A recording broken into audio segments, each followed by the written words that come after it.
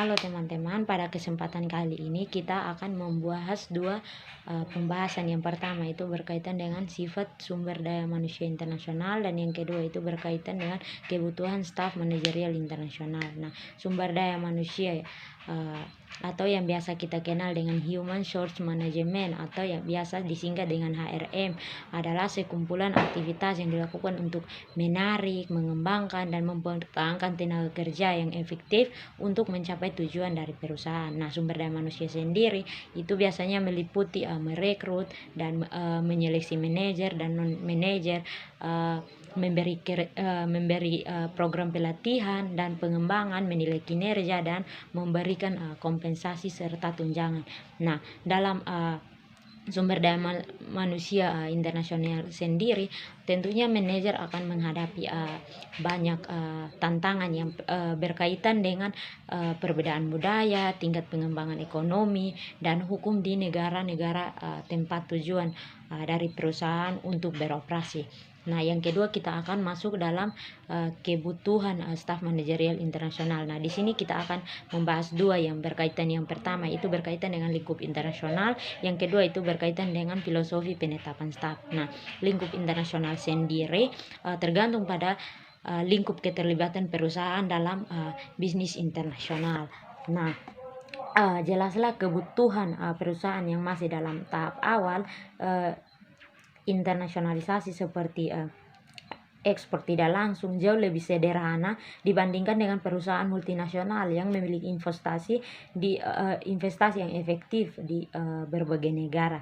Dan yang kedua itu berkaitan dengan penetapan staf. Nah, di sini seberapa jauh internasionalisasi perusahaan dan tingkat sentralisasi atau desentralisasi tentunya akan mempengaruhi atau dipengaruhi oleh filosofi tentang kebangsaan manajer perusahaannya. Nah, perusahaan dapat mempekerjakan manajer internasional dari tiga kelompok. Yang pertama itu dari negara induk perusahaan atau yang biasa dikenal dengan parent county nasional.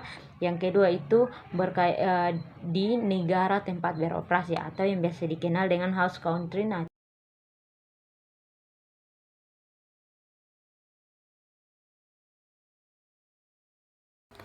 Baik teman-teman, sekarang kita akan masuk dalam pembahasan tentang rekrutmen dan seleksi. Nah, di sini rekrutmen itu adalah merupakan proses yang dilakukan oleh perusahaan dalam rangka mencari pekerja-pekerja yang potensial. Sedangkan seleksi itu merupakan proses di mana perusahaan berusaha mengidentifikasi para pelamar berdasarkan pengetahuan, keterampilan, kemampuan, serta ciri-ciri lainnya untuk membantu perusahaan mencapai tujuan. Nah, proses rekrutmen dan seleksi dalam sumber daya manusia internasional itu dilakukan secara lebih ketat dan selektif karena calon pekerja yang dibutuhkan adalah yang memiliki kesiapan menghadapi tantangan lintas budaya, memiliki kompetensi tinggi di bidangnya, dan berpengalaman serta memiliki wawasan luas tentang perusahaan-perusahaan di negara-negara lain. Berikut yaitu adalah pelatihan dan pengembangan. Pelatihan atau training adalah instruksi yang diarahkan untuk meningkatkan keterampilan dan kemampuan khusus yang berhubungan dengan pekerjaan.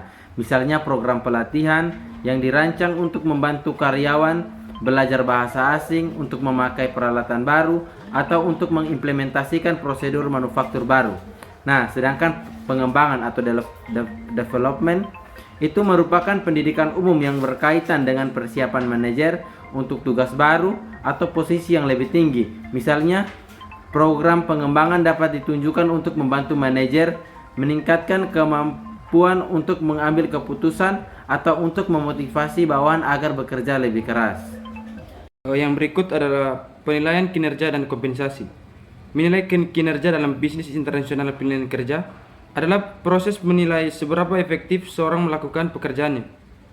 Tujuan penilaian kinerja adalah untuk memberikan umpan balik ke individu tentang kinerja mereka, memberikan analisis untuk memberikan penghargaan ke orang-orang dengan prestasi terbaik, untuk mengidentifikasi area-area di mana diperlukan pelatihan dan pengembangan tambahan, dan mengidentifikasi masalah-masalah area yang memerlukan perubahan. Yang berikut menentukan kompensasi dalam bisnis internasional. Isu penting lain yang harus dihadapi oleh manajemen SDM internasional adalah menentukan kompensasi manajerial. Supaya tetap kompetitif, perusahaan harus memberikan paket yang ditentukan oleh ketentuan pasar tenaga kerja seperti jumlah permintaan dan penawaran tenaga kerja manajerial, status pekerjaan, persyaratan lisensi profesional, standar hidup, peraturan pemerintah, peraturan pajak, dan beberapa faktor lain. Yang berikut kita masuk ke retensi dan perputaran. Elemen terpenting ialah yang harus dipahami oleh manajemen SDM internasional berfokus pada tingkat mempertahankan dan tingkat perputaran tenaga kerja. Referensi atau retention adalah seberapa jauh perusahaan dapat mempertahankan karyawan yang berkualitas. Tingkat perputaran atau turnover pada dasarnya adalah kebalikannya, yaitu tingkat beberapa banyak orang yang meninggalkan perusahaan. Selanjutnya saya akan membahas mengenai masalah SDM pada pegawai non-manajerial. Yang pertama itu ada perekrutan dan seleksi. Perusahaan internasional harus mengembangkan dan mengimplementasikan rencana untuk proses perekrutan dan seleksi karyawan di pasar luar negeri. Rencana ini meliputi penilaian kebutuhan SDM, sumber daya tenaga kerja, keterampilan, bakat dari tenaga kerja, dan persyaratan pelatihan. Yang kedua ada pelatihan pengembangan. Manajer SDM juga harus memiliki kebutuhan pelatihan dan pengembangan bagi tenaga kerja lokal untuk membantu mereka dalam melakukan pekerjaan secara efektif. Yang ketiga ada kompensasi dan penilaian kinerja. Praktik kompensasi dan penilaian kerja untuk karyawan non manajerial juga berbeda tiap negara, tergantung hukum, kebiasaan, dan budaya lokal. Selanjutnya ada hubungan tenaga kerja. Yang pertama itu ada hubungan tenaga kerja komparatif. Hubungan tenaga kerja ini negara tujuan mencerminkan kondisi hukum, budaya, struktur sosial, dan ekonomi negara. Misalnya hubungan tenaga kerja di Amerika Serikat diatur dengan ketat oleh berbagai aturan hukum dan tindakan yang diambil oleh manajemen terhadap pekerja atau tindakan pekerja terhadap manajemen sangat dibatasi. Yang kedua ada perundingan kolektif. Perundingan kolektif adalah proses yang dipakai untuk menyusun perjanjian antara manajemen dan serikat pekerja.